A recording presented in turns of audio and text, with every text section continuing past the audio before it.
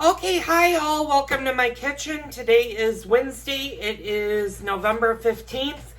I know when you saw the video on Wednesday, I said I wasn't going to be doing any cooking. Well, I lied. We're going to be doing a couple of different cooks today that are two entirely different cooks. One, I'm going to make the cinnamon swirl bread that I made the other day. Was such a hit and it disappeared so fast. My husband and I have really been enjoying it that I'm going to make it again. So I'm going to do that in a little bit here. But I've been craving a dessert for a while now. And it's very rare that I crave this type of a dessert. And that's a chocolate cake. So I am going to make a chocolate deviled food cake with sour cream, though. We're going to do a twist on it. So I've got, you may have seen, I'm going to move you guys over here. Sorry, I keep moving you. I'm trying to figure out where I did. You'll see my big boy, my 6-quart Pro KitchenAid is sitting over here. And you might be asking why I'm using mine and not my grandmother's. Grandma's is nice. Her 5-quart would make this recipe. But hers is getting old. And, you know, I don't use it for too many things anymore. And hers is nicely put away and I didn't feel like grabbing it. So I'll use mine for a change. Now, you might be wondering why I have a metal bowl in my hand when you've seen my stand mixer have a glass bowl. Well, yes, it is true that my KitchenAid stand mixer came with a glass bowl, but I was able to also buy a metal bowl for it. And the metal bowl and the glass bowls act the same way when you put them on. Now, the only difference between the glass bowl and the metal bowl is the attachments. Each attachment is for each bowl. So, would my glass bowl attachments work for the metal bowl? No, and my metal bowl attachments don't work for the glass bowl. They're pretty much the same. They're the same size paddles and everything, and I'm using a flat beating paddle for this.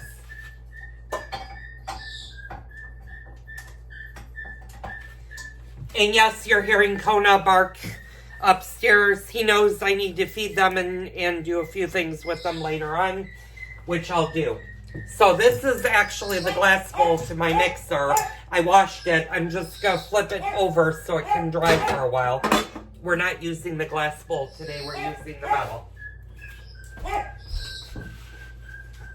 So, I am using a recipe out of the King Arthur's cookbook. The King Arthur Flour cookbook. And this is a devil food cake one. It makes 2 9-inch round. And my round pans are right here. We want to flour, grease them, and put parchment paper on them. So let's do that first.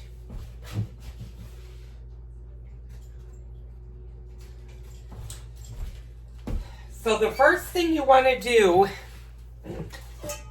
when you're doing anything with cake pans is you want to prepare the pans first before you do anything with the ingredients. I'm going to drag you guys into the pantry for a minute.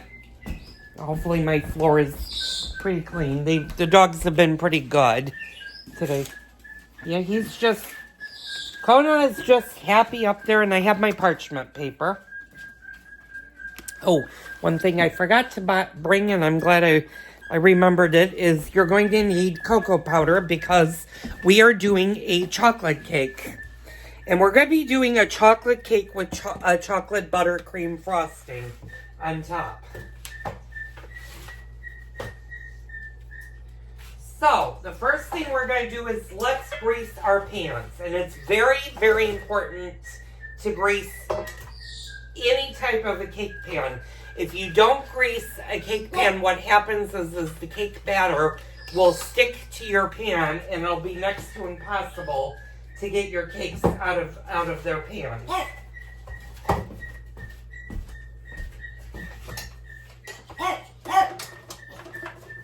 And I did a little bit of computer work today at the food pantry, so I decided this would be a good treat for dinner. So I have a stick of butter that we're using for toast and stuff.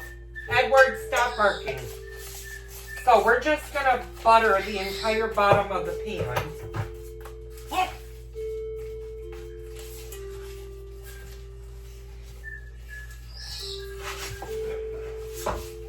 We're gonna go all the way around, and we're gonna do this for both pans. Now, if you're using parchment paper, you might be wondering, do I have to butter the bottom of the pan? The answer is yes, you do.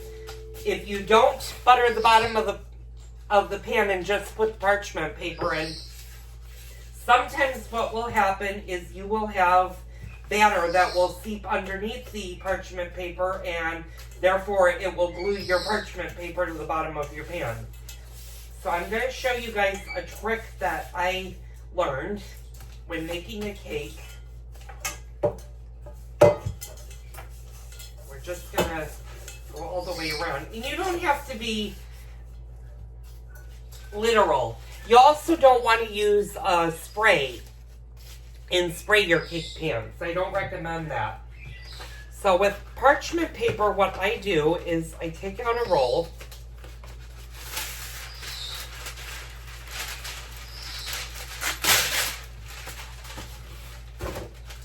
And then what we're going to do is we're going to set our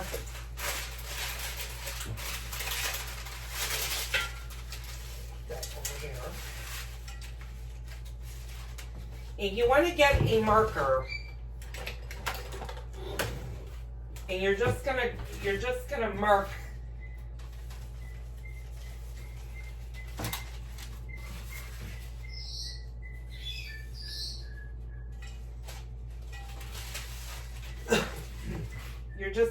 around your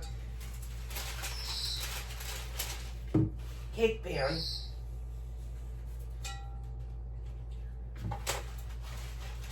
You may have noticed I put a little line on my cake pan. That's totally fine. That'll actually come off with water.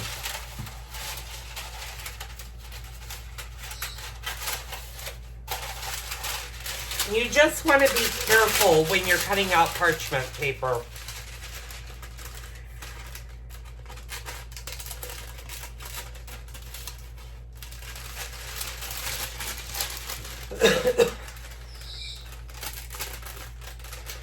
And why do I use parchment paper versus not using anything at all? Well, this will help keep your cake smooth so that you don't have a lot of top to deal with.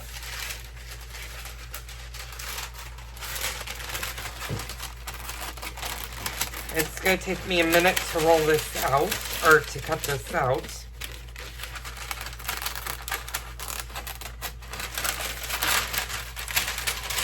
And sometimes the parchment paper hasn't been used in a long time, has the habit of curling. I'm going to show you guys what to do with that. And sometimes if you have a lot of parchment paper, what you can just do is just snip that off, and then that gives you a smoother. Of course, Edward's going to bark, because that's Edward.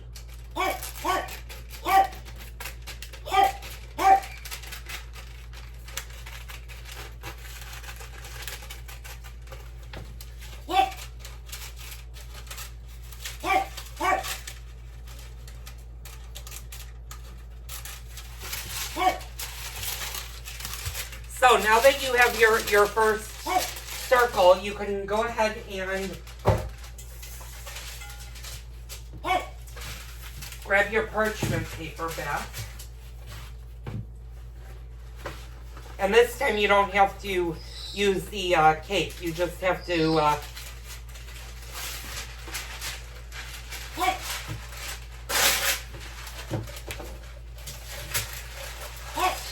what we're going to do is we're just going to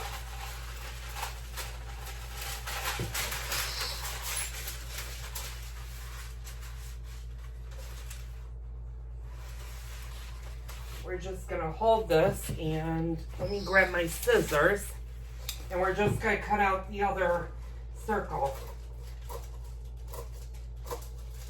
And it takes a couple of minutes to cut these out, but trust me, you want to do this when you're baking a cake. Unless you're using a 9 by 13 inch in pan form, but we're doing the circular.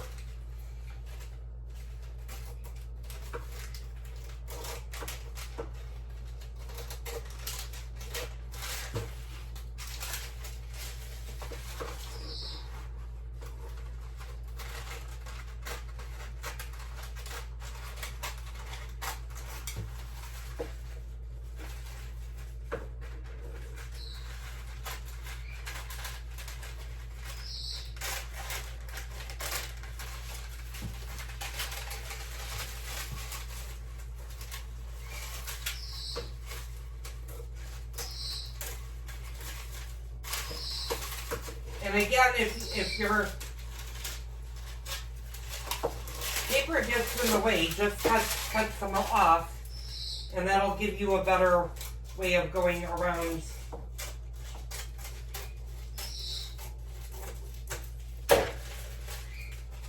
And now you have your two cake things. So I'm going to stop the video for a quick second. I'll pick it back up in one quick second. And voila, that was one quick second.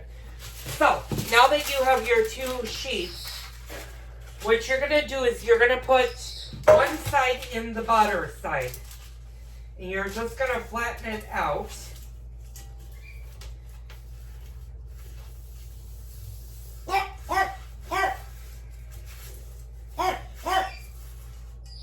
And then what you're going to do with your butter is you're actually going to butter the inside.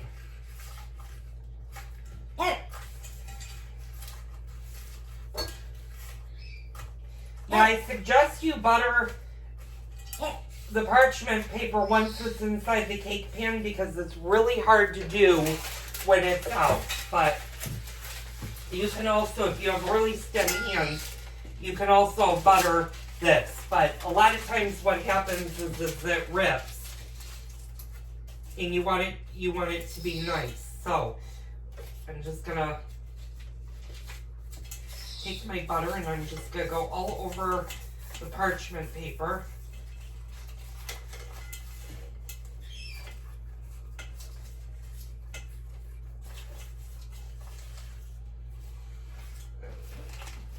And then with the remaining butter, I'm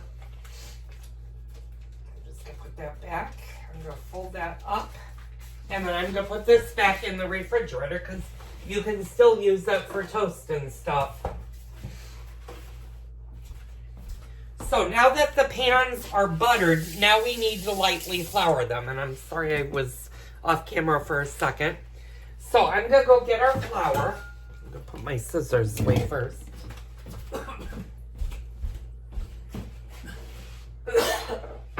I'm going to grab my flour and my sugar because we're going to be using both in this recipe. Sorry, Ice, I did not mean to step on your tail. Of course, big guy is stretched out on the floor, so pardon me. And you guys couldn't see that anyway because of the angle I have you guys in. So I'm going to bring you guys back so you can see this. So, and I'm going to actually come on this side of the thing. You might not be able to see this. So whenever you need to flour something, you're not going to put a tremendous amount of flour in it. You just want to sprinkle a little bit of flour.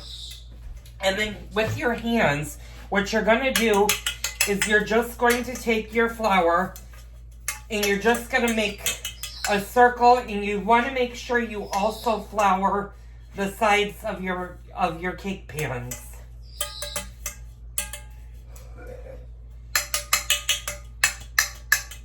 So that they look like this.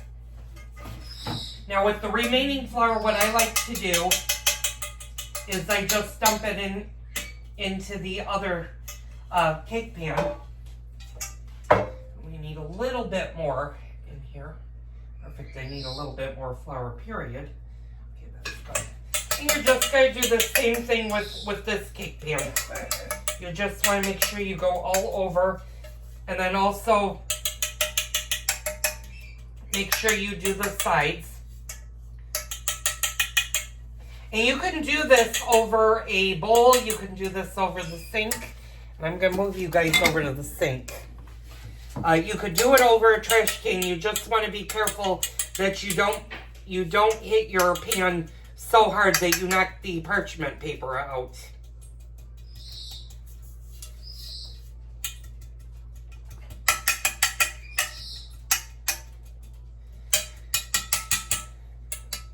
And then you just want to make sure you pound any excess, and then that's a prepared cake pan.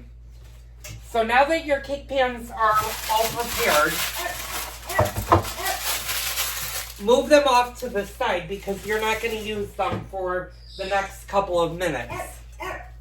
Now what you want to go ahead and do is you want to go ahead and preheat your oven.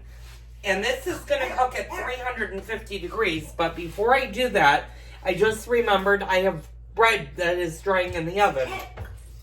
So always make sure that you check your oven for anything that might have been left in or forgotten about. Sometimes, with the holidays coming, sometimes if you don't have a lot of room, a lot of people will put their roasting pan back into the oven until they're ready to clean it. And we've done that multiple times and forgotten that it's in there until a few days later or until one of us needs to go ahead and use the oven. So all of my bread stuffing is fully dry, so I'm just replenishing my bag. And the sourdough made really, really good stuffing.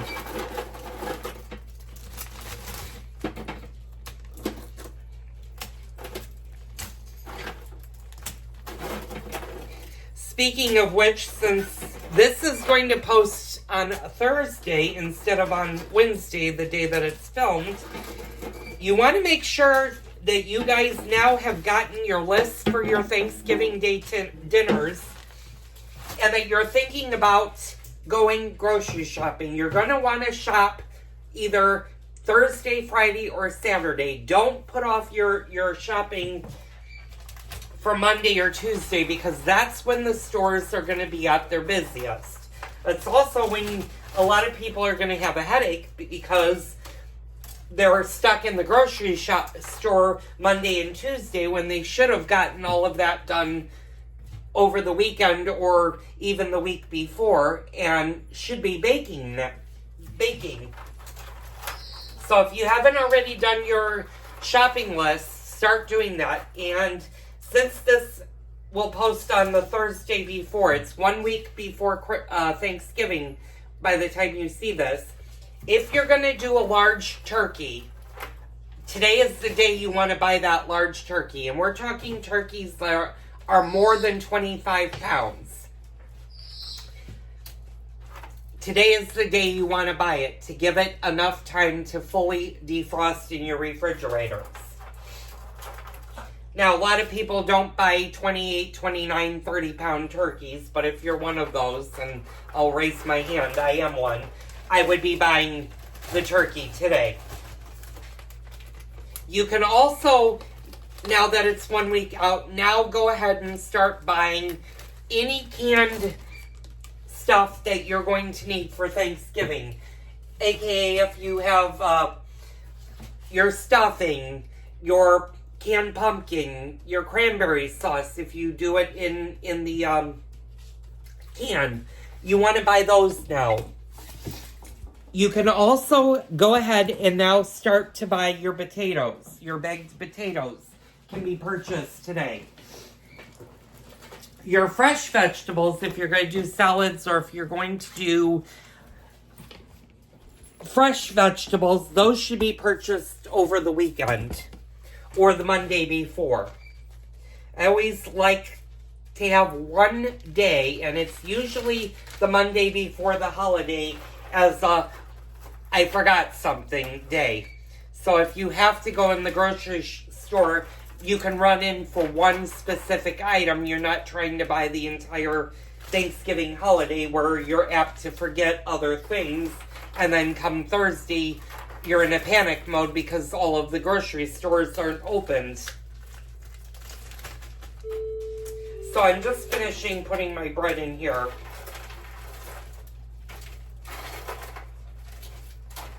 And I dry bread throughout the year. I use it for a multitude of different things. It doesn't have to just be for turkey. I do use it sometimes if I do a crown of pork. I'll make a stuffing for that. So now that those are away, I can put my cookie sheets in there, and we can go ahead now and turn on our oven to 350 degrees. So, now the recipe is saying it wants 12 tablespoons, which is a stick and a half of butter. It wants 1 3/4 cups of super fine or granulated sugar. If you don't have super fine sugar is very, very, very fine sugar. You usually can only find it in the baking aisle. It's usually with the other sugars, and it will say super fine on it. You will pay a lot of money for it. I will tell you that. This recipe also says super fine or granulated sugar. Granulated sugar will work just as well with this recipe. A half a teaspoon of salt, 1 1/2 teaspoons of baking soda,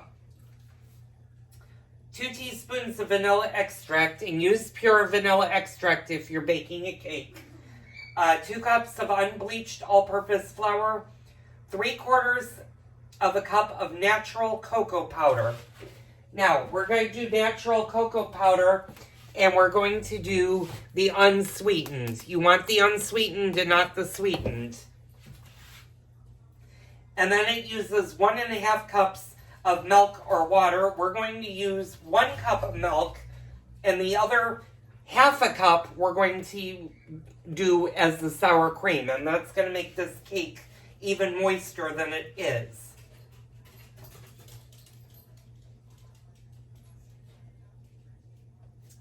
Okay, so in a large mixing bowl, it wants to cream together the butter, sugar, salt, baking soda, and the vanilla until fluffy and light at least 5 minutes. So let me grab my vanilla.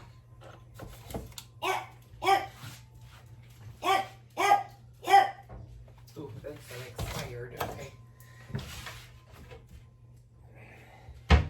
And I know I have baking soda. I bought a bunch of baking sodas, and I'm pretty sure I opened the baking soda. I just have to find out where my husband put it. Edward, enough. Left cabinet. No, that's the old one. I need the... Edward, enough.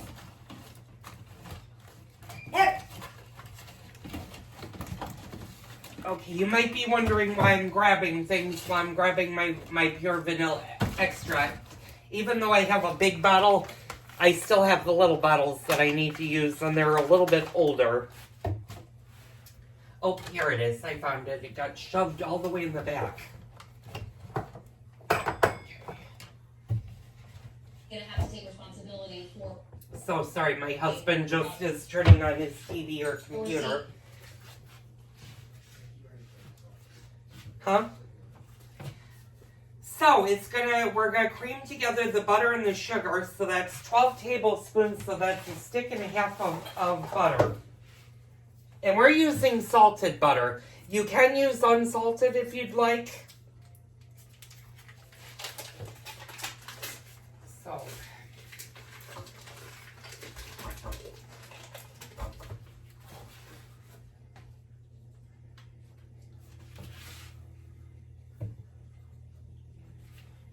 I just need to grab a knife. And I'm still missing my paring knife, unfortunately.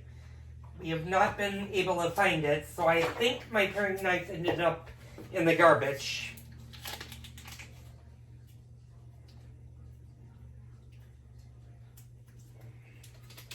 but I do have other knives. So that's the 12 teaspoons or tablespoons of butter. Okay, so now we're going to use 1 3/4 cups of sugar. So I'm going to move you guys so you guys can see over there. Let me go grab my measuring cups and spoon.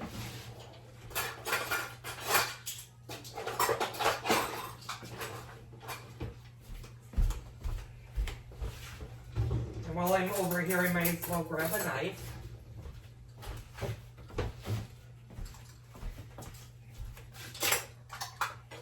So we need 1 3/4 cups. So we need half and quarter. Okay, so I'm going to grab the sugar. And I'm going to bring you guys over here. And these things have been super nice. I'm really enjoying these, but I need to refill these because these are getting empty.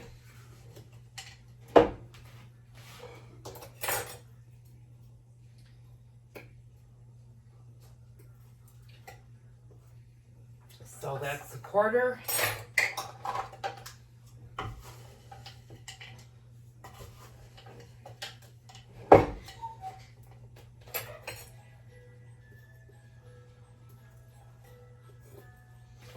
That's the half.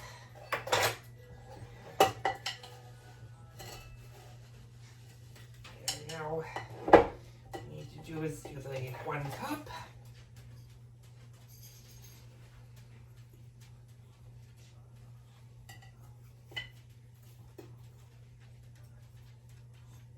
And that's the 1 cup. Okay. So that was the sugar that just went in. Now what we need to do is the salt. Since the butter already has salt, I'm just going to put a little bit of salt in.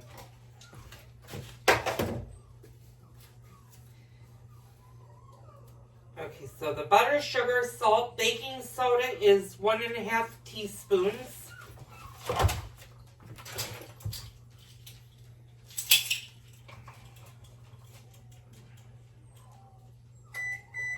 So that's the 1.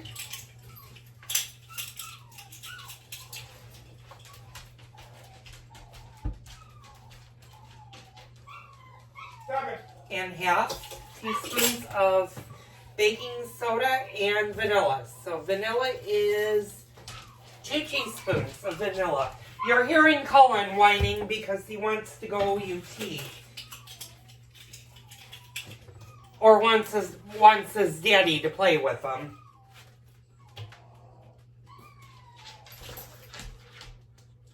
Cole, enough.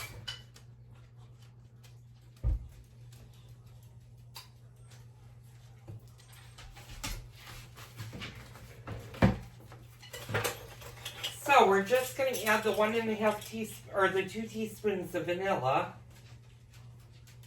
And that's the first one. And that's the second. Now we're going to beat this until it's nice and fluffy, about 5 minutes.